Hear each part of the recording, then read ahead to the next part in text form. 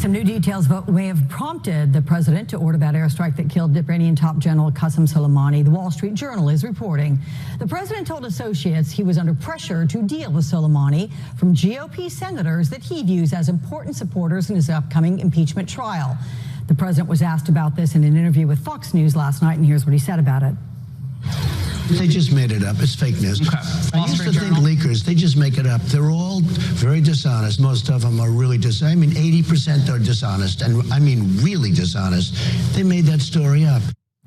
Joining me now, Danielle Moodie Mills, host of WokeAF Daily and co-host of the Democracy-ish podcast. Rick Tyler, Republican strategist and MSNBC political analyst. Okay, we're getting right into that one. Starting with you, Rick. What do you make of the reporting from the Wall Street Journal? Do you think impeachment could have influenced his decision?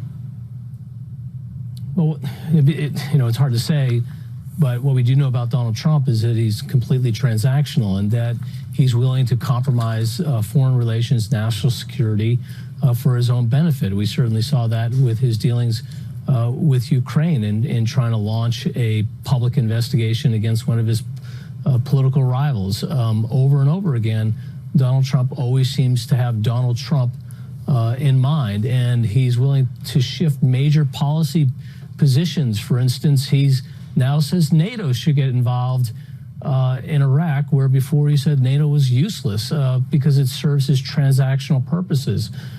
So I don't want to say definitively, but you can guess by my examples, I think he would fall in that direction. What do you think about this, Danielle? I mean, the president's basically saying the Wall Street Journal just made this all up, that it's fake news. I mean, the president lies, as well as he breathes. So, according to the Washington Post, he's lied now over 15,000 times. So I don't know why anyone would believe anything that comes out of his mouth. But, to Rick's point, this is absolutely right. Donald Trump only ever has Donald Trump in mind. He is never thinking about the security of the nation. He is never thinking about the American public. He is thinking about himself and what he can do in order to distract people from the fact that he was impeached in the House and that he has a trial that is coming up. So anything that Donald Trump can do to protect Donald Trump, he will do. And if that means risking our national security, if that means making us less safe around the world, then he will do that if it means saving his own neck. Delving a little bit further into the way the president thinks, this is what Art of the Deal co-author Tony Schwartz told my colleague Ari Melber last night. Take a listen to what he said.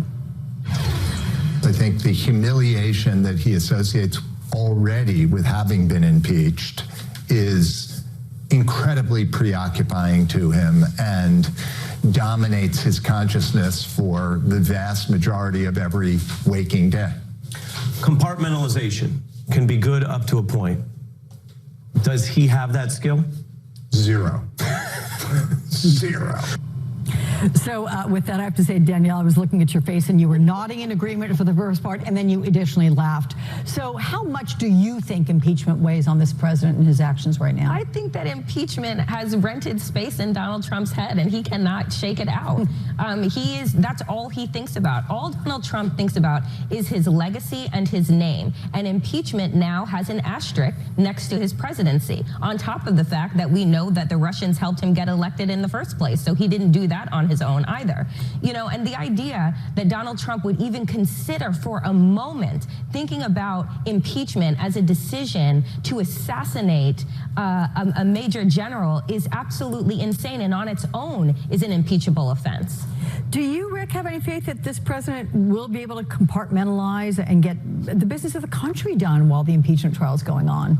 No, he's congenitally incapable of it. There seems to be a lot of space for rent in Donald Trump's head. I mean, think about the whole this whole killing of General Soleimani.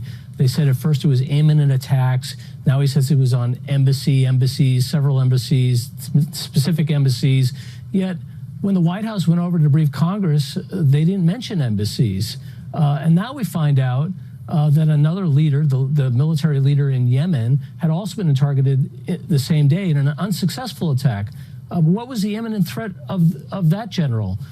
So this is all transactional. This was a decision that was not well thought out. The implications of that decision, you can't predict, for instance, that the Iranians would end up shooting down a civilian airliner loaded with mostly its own people, Ukrainians and Canadians. You can't predict that. But it is a consequence of decisions. And that is one of the things that our system is designed to lay out for the president, that in the fog of war, and we've done it ourselves to the Iranians, in the fog of war, these horrible, tragic incidences happen. That's a consequence of decision making. But this was the Secretary of State and the Defense Secretary on a golf course with Donald Trump, making decisions in their own vacuum, and that's how we ended up here. Yeah, it's tragic for sure. Danielle Moodie Mills and Rick Tyler, guys, thanks so much. Thank you. Iran's stunning admission about that downed Ukrainian airliner, what the repercussions of it could be, and why the transparency was so rare.